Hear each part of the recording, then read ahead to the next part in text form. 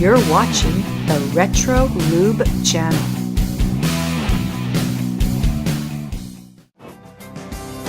Closing time. This room won't be So we have Jacob Slichter, the author of So You Want to Be a Rock and Roll Star and drummer for Semisonic. Hey. Well, let me try and lighten up the mood Okay. with a little bit of stage fashion. Okay, How does cool. that work? That Who sounds good. picks your clothes? We would hire, the MCA would hire stylists to show up at our photo shoots and video shoots or whatever, and outfit us. And the way that would work for me is, Dan was the star.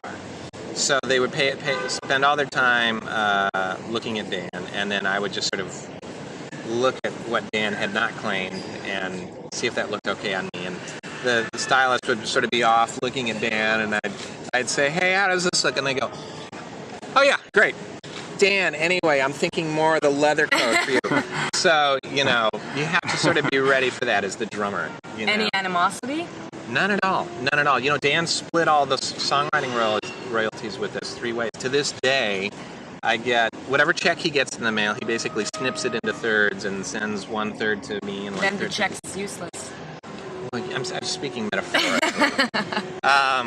And the other thing, though, was that I knew that Dan was our trump card. And actually, it was in my interest. All boats are going to rise with the tide, No point in having an ego war. Let Dan be the star. And if Dan's star rises, my star is hitched to it. Mine's a little baby star, drummer star down here, And I think to myself, well, everybody knows Sting, but, I know Stuart Copeland, too. Because the Police were so successful. So it doesn't matter that Stuart Copeland's not as famous as Sting. At least, he got his moment of glory because the Police became popular largely because of Sting's persona. So I didn't have any illusions about how that was going to work. Same thing with interviews, for press interviews. They'd say, Dan, the New York Times wants to talk to you. John, Minneapolis Star-Tribune wants to talk to you. Jake, the Greyhound Adoption Society newsletter wants to have a little interview with you. And so, okay, that's That's your niche. I'm the caboose here. That's okay. Everybody's got to do something, So, I just, I'd roll with that. Are you guys, or were you guys, good friends? Still to this day, we talk on the phone all the time. Yeah, absolutely.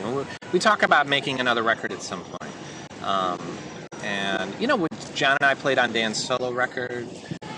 Dan has produced some of John's music since the band is we never have said we were broken up. We just say we're on hiatus, which is just, it's like the pause button, Now, sometimes the pause button, if you leave it down for too long, the tape ejects. I don't know if you've ever noticed that. So if we ever feel like the tape is going to eject, we just stick our fingers back in there, push the tape down, and play a couple of shows. That's great. So, speaking of royalties and Dan's generosity, how do you explain that? I mean, he is the sole writer of the song Closing Time. That's right. And he actually decided to share the money with you. So, how much money are we talking about, and what's up with Dan? Okay, so what was up with Dan was that this was at the very beginning of the band. I think Dan, having been in bands, realized that there are certain issues that all bands have. One of them is leadership.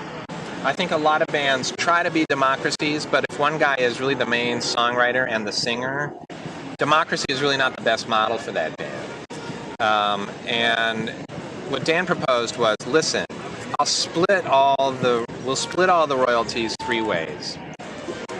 Myself at the time, I wrote some songs for the band too, and I'm thinking, and when my song is a hit, I'll just feel like such a hero for splitting it with Dan and John.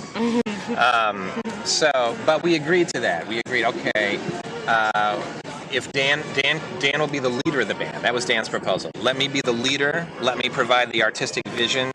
Listening to you guys, sort of vibing off of where you guys are at. But let me sort of let me have my hand on the rudder here. And then the flip side will be, I'll split all the royalties. So that was our agreement all along. So, personally, I think I got the best end of the deal. I got, Dan was a much better decision maker than me.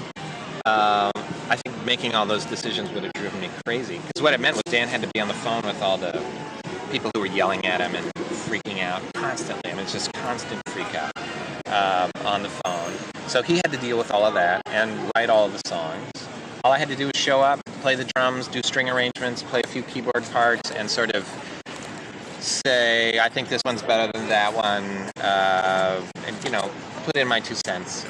And I would get a third of the royalties. So now how much money are we talking about? Well, it really depends on the song. You know, there's different ways a band makes money. The way they think they're going to make money is from record sales. That's never how they're going to make money, because most bands never, the way record contracts are structured is the band's percentage of the cut is paid to the band once all of the expenses are paid off. The expenses are never paid off. In fact, to this day, you know, we've probably sold like somewhere between 1.5 and 2 million records. We'd probably have to sell about 2 or 3 million more records before we saw any of our recording royalties. Okay, just to pay off all the debt. On the other hand, you do make songwriting royalties, publishing royalties. Okay, remember I told you we got a publishing advance. So what happens there is the record company pays money to the publishers and songwriters for every song that's on a record or a CD that sells. Okay, so there's money that gets paid to the publishing company and then through them to us once they recoup our advance that they paid to us. And then there's also, when a song gets played on the radio, there's royalties that you get there. You know, and I did some research into it, and it was something like a nickel per song per record sold, and then you could make as much as 50 cents or $1 off of the really biggest stations playing for a lot of people, and maybe pennies for little stations in, you know, Kalamazoo at 3 a.m. in the morning, you know, with nobody listening.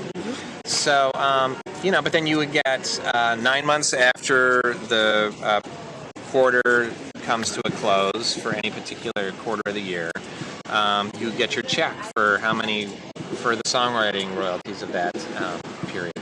And, you know, tens of thousands of dollars, you know, I mean, you know, after the check had been split in 3, you know. So, on a steady basis for a while. So it was like, basically I would say that we probably, if you averaged our 10 years between 1992 and 2002, if you took all the money we made during that and threw it into a big pile and then divided it out into an average year by year, we probably made the same as like our friends who were teachers or maybe less successful lawyers. At the peak of the time, you know, like when the song was really huge on the radio, we were probably getting the kind of money you make if you're a successful lawyer. But then, of course, our success was short-lived, so you have to sort of average it out. So, and then, you know, today we don't get enough to live on, but we get enough to make our life better, you know, to sort of, you know, stretch you through the emergency no money times. So, that's what I would say. Jake, do you think that if Closing Time were to be released now in the digital world, the world of American Idol and iTunes, do you think it would have made the same impact on the people? I really don't know, because I think we probably live in a time when the radio is less of a big player than it was when the Semisonic success happened. So it's actually really hard to imagine how it would have worked. I'm sure it could have, but you know, I have to say that I think the music business has not figured out how it's working these days. You know, we have iTunes and things like that, but I think that the record companies haven't really quite figured out what their purpose is. They're trying to branch out into live shows, and you know, they have these deals where they take a percentage of a band's t-shirt sales and all kinds of things that they never used to do. So I think that the music business has actually not figured itself out. That being the case, I think it's really hard for me to imagine how it would have worked. But could it have worked? deserve. I think it's a really great song. I think so too. Thank you. closing time. This room